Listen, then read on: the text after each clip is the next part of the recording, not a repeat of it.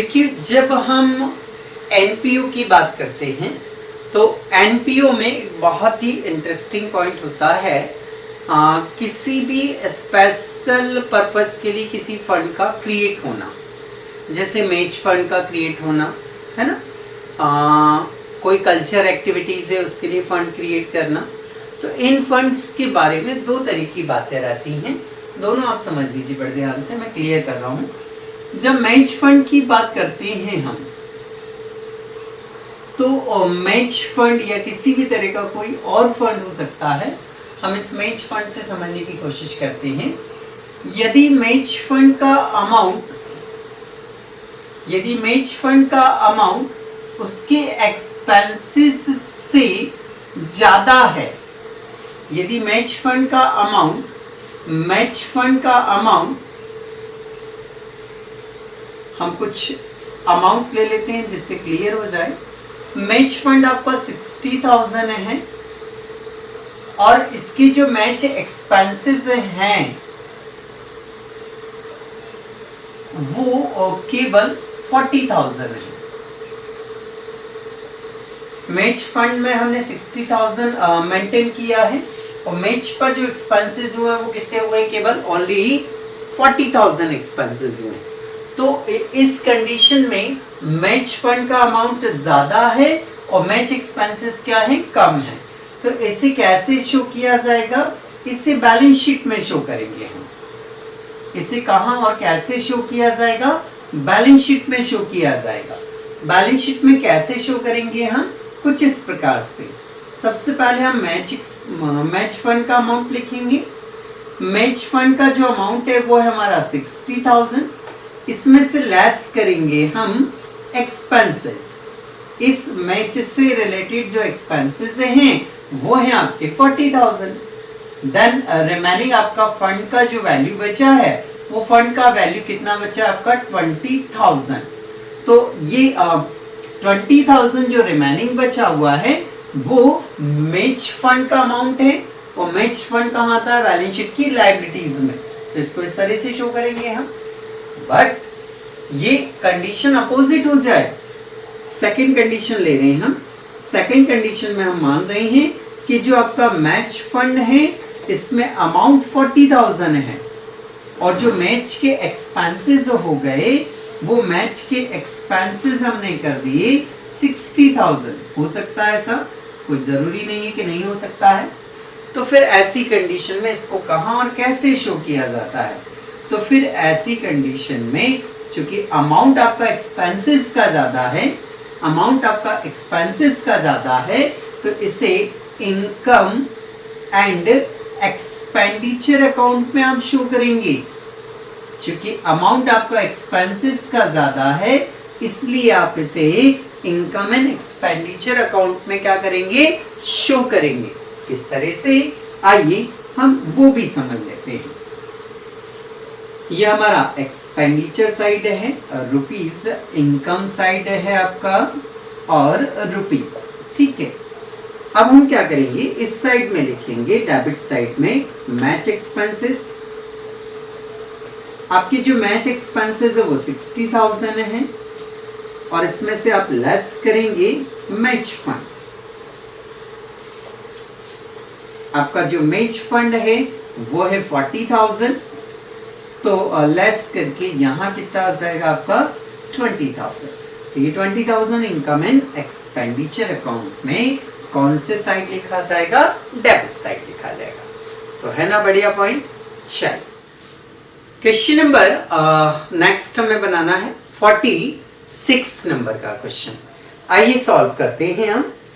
उसने लिखा है following is the receipts and payment account of Delhi football club. ठीक है, अच्छी बात है। For the year ending 31 March 2020। Okay, receipts and payment account उसने गिवन किया हुआ है। नीचे कुछ एडिशनल इंफॉर्मेशन, मतलब एडजस्टमेंट बोल सकते हैं आप, कुछ एडजस्टमेंट्स दिए हुए हैं।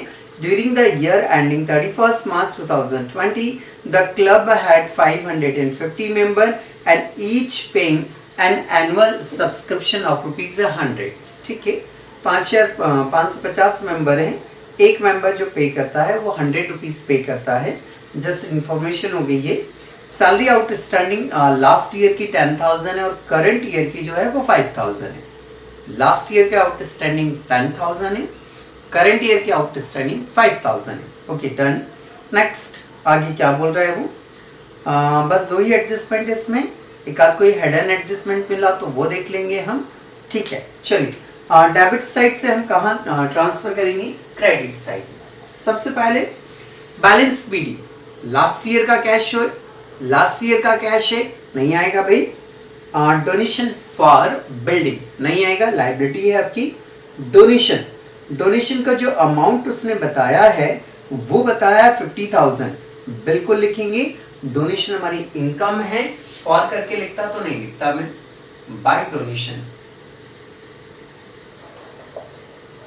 डोनेशन का जो अमाउंट गिवन किया है वो 50,000 है, ये नोट डाउन कर दिया हमने लाइन से बिल्कुल। गवर्नमेंट ग्रांट पर्टिकुलर किसी एक पर्पस के लिए मिला हुआ है, कुछ young talent search and development के लिए मिला है। फिर बात तो वही होगी, स्पेशल पर्पस के लिए मिला है, और स्पेशल पर्पस के लिए मिला हो तो फिर ऐसी कंडीशन में ये बैलेंस शीट में अमाउंट जाएगा। अब इसमें ये देख लीजिए, इसके लिए कोई एक्सपेंसेस भी दिए हैं क्या, तो पेमेंट साइड में देखिए सबसे लास्ट में शायद दे रखे हैं उसने, young talent search and development 10,000 दे रखा है उसने, तो ये भी बैलेंस शीट में आएगा, तो छोड़ दीजिए इसे, दोनों अमाउंट यहाँ नहीं आएंगे। ओके नेक्स्ट आगे बढ़ते हैं हम।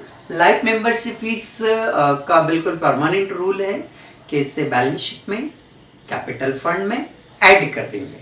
ठीक है next, match fund, match fund का जो अमाउंट है वो 80,000 है, क्रेडिट साइड में जो मैच एक्सपेंसेस हैं वो 90,000 है। तो देखिए इससे लिखने का सबसे बढ़िया तरीका ये है, फंड का अमाउंट ज्यादा हो बैलेंस शीट में आएगा, एक्सपेंसेस का अमाउंट ज्यादा हो तो इनकम एंड एक्सपेंडिचर में आएगा। अभी हम देख पा रहे हैं कि मैच एक्सपेंसेस ज्यादा है तो कहाँ आएगा, इनकम एंड एक्सपेंडिचर में। तो ये एक्सपेंसेस होता है, यहां लिख लें हम मैच एक्सपेंसेस। मैच का जो एक्सपेंसेस बता रहा है वो बता रहा है 90,000, और मैच फंड जो है लेस मैच फंड वो है ओनली 80,000। तो 80,000 फंड को हमने एडजस्ट किया, देन रिमेनिंग जो वैल्यू बच रही है वो कितनी बच रही है आपकी 10,000। तो ये 10,000 आ गया। आगे चलते हैं हम। सब्सक्रिप्शन 52,000 है, तो सब्सक्रिप्शन डेबिट में है तो क्रेडिट में आएगा, बाय सब्सक्रिप्शन। 52,000 करंट ईयर में आपको रिसीव हुआ है। अब हमें इसमें देखना है कुछ एडजस्टमेंट है क्या, उसको हम सर्च कर लेते हैं। आइए वर्किंग नोट देखते हैं हम।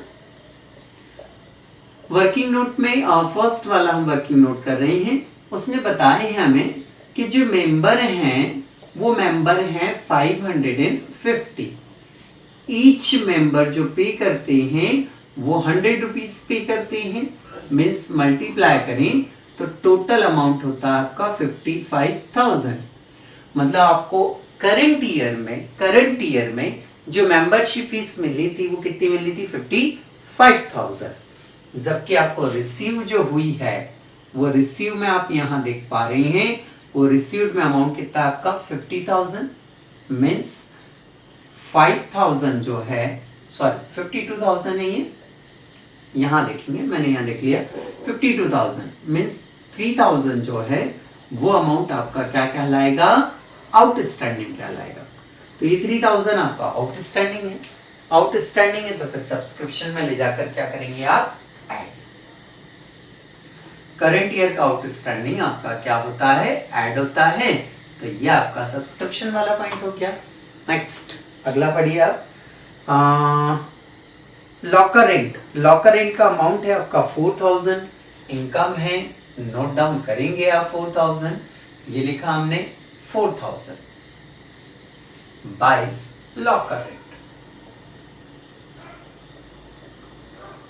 लॉकर रेंट आपका अमाउंट है 4,000, लिखा आपने।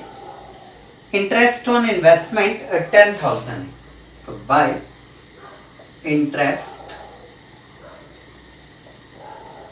ऑन इन्वेस्टमेंट इसमें जनरली चेक कर लेना चाहिए कुछ एडजस्टमेंट हिडन दे रखा है क्या होता है इन्वेस्टमेंट में। इन्वेस्टमेंट आपका पेमेंट साइड दिखेगा। इन्वेस्टमेंट कहाँ दिखेगा आपका पेमेंट साइड। तो देखिए पेमेंट साइड में कोई इन्वेस्टमेंट है, हाँ मिल रहा है मुझे, मैं देख पा रहा हूँ। उसने लिखा 10% इन्वेस्टमेंट 1,60,000। ठीक है। Second calculation accrued interest on investment.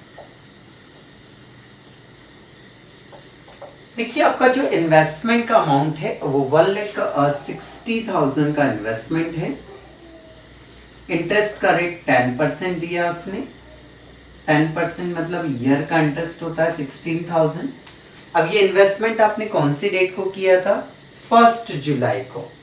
तो 1 जुलाई से लेकर 31 मार्च तक 9 मंथ हो रहे हैं।